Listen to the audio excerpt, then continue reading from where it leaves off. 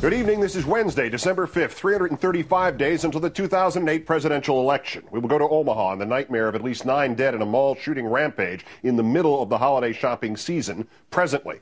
But in our fifth story in the countdown, having yesterday rejected any Psychology 101 mumbo-jumbo at a news conference dominated by the National Intelligence Estimate on Iran, today, when threatening Iran directly, President Bush became a case study for the basic principle taught in every introductory psychology course, projection, that is, attributing your worst faults to others.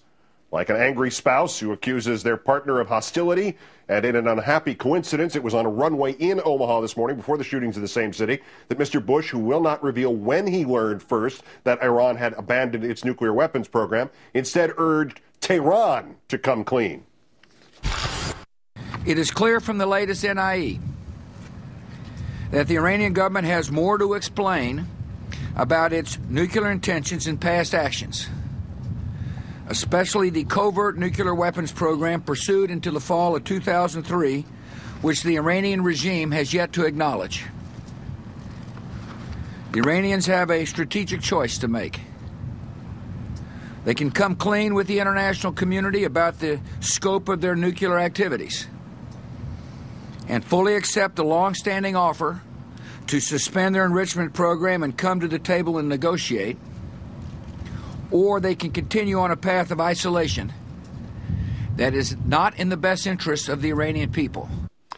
Accountability and diplomacy for the do as I say, not as I do president is entirely a one-way street. During his trip to Omaha today, the president was asked by the pool reporter accompanying him, quote, Iran's president says the NIE is a victory for Iran. They want an apology and compensation, sir.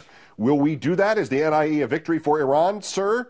In response, Mr. Bush only smiled and chuckled and replied off camera, you can mark down that I chuckled.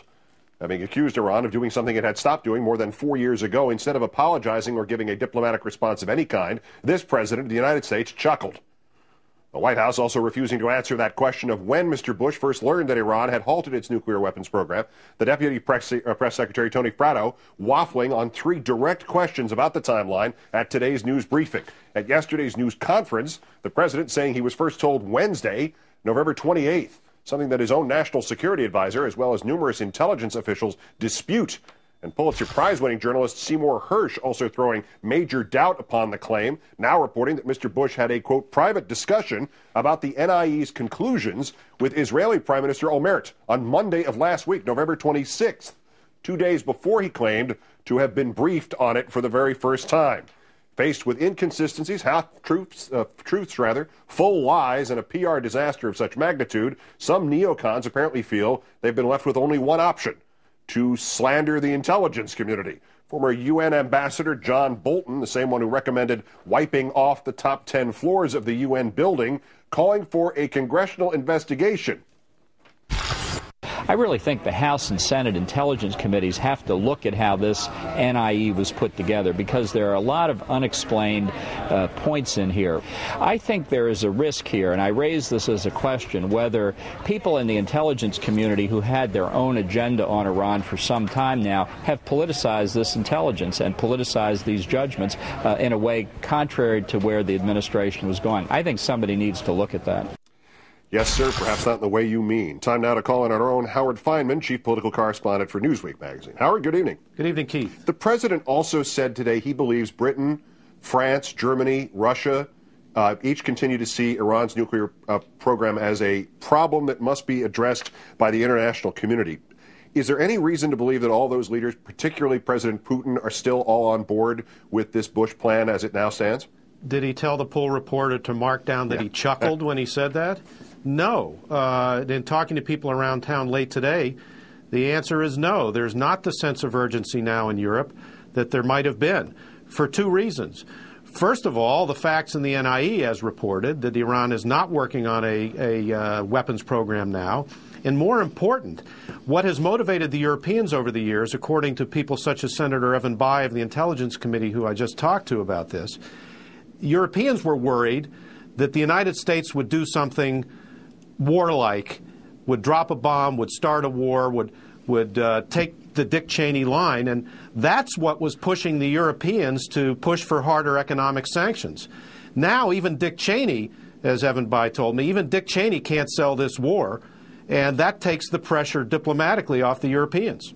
From the diplomatic standpoint, though, now, could this be any more of a mess? And could Mr. Bush make it any more of a mess than Bayh in response to Iran's anger at being, in some respects at least, either overrated or smeared? His response to that, officially chuckling, how is that going to help anything? Well, it's not going to help, and the big problem is not his sense of humor or lack thereof. It's that he has zero credibility.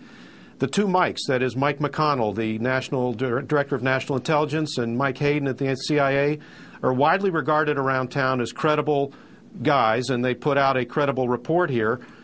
But the president himself, who's the guy who has to do the negotiating, who has to do the diplomacy, has virtually no credibility left for either skill or truthfulness in the world, and that's the big problem that we have diplomatically, and this just amplifies it all. And speaking to the lack of credibility, Ambassador Bolton, of all people, calling for a congressional witch hunt, not to find out, did the president know more than he let on in the last few months or even years, but against the intelligence community, saying they doctored the evidence the wrong way.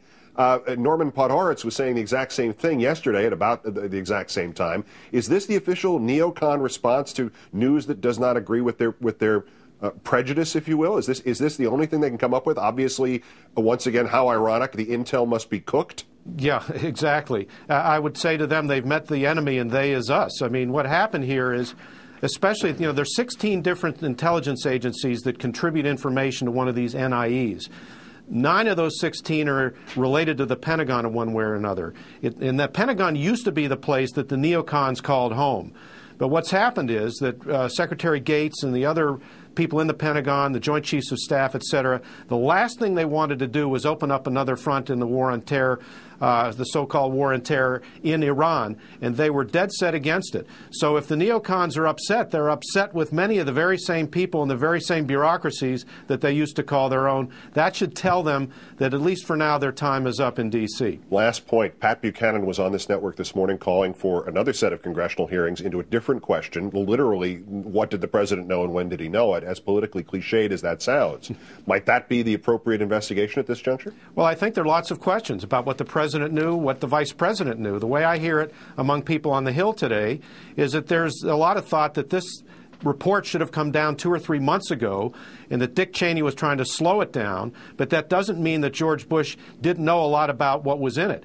There's some talk that he knew, as he himself said, was first told in August, so there are a lot of questions to be asked. Howard Fineman of MSNBC and Newsweek. As always, Howard, great thanks. Thank you, Keith.